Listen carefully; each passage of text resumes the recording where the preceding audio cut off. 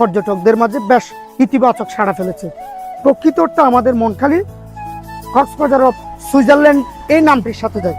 এখানকার জীববৈচিত্র্য, এখানকার মানুষের জীবনযাত্রার মান, এখানকার প্রাকৃতিক দৃশ্য এতদিন আমাদের অগোচর ছিল।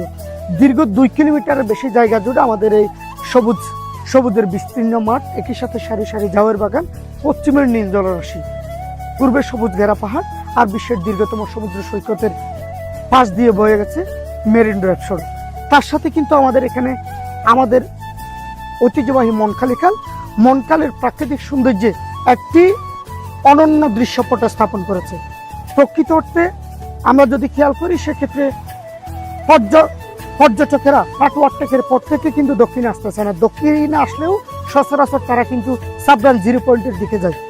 আমরা সুইজারল্যান্ড অফ কক্সবাজার খ্যাত মনখালিকে একটি ট্যুরিস্টদের জন্য সেই শূন্যতা পূরণ করতে গিয়ে একটি আদর্শ ট্যুরিস্ট স্পট হিসেবে আমরা কিন্তু উপহার দিতে পারি।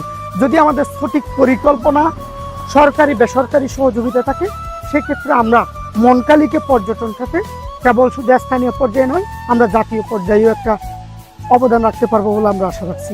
বিশেষ করে আমি কক্সবাজারে ঘুরতে আসা পর্যটকদের জন্য একটি বার্তা দিতে চাই, সেটি হচ্ছে যে মনখালি আসলে একটি কোলাহল মুক্ত এবং পর্যটকদের জন্য নিরাপদ স্থান হতে যাচ্ছে, যেখানে আপনি আপনার পরিবার এবং বন্ধু বান্ধব দিয়ে কোলাহল মুক্ত পরিবেশে কিন্তু আপনারা চাইলে এই মেরিন ড্রাইভ থেকে আমাদের সুইজারল্যান্ডের দৃশ্যটা উপভোগ করতে পারবেন।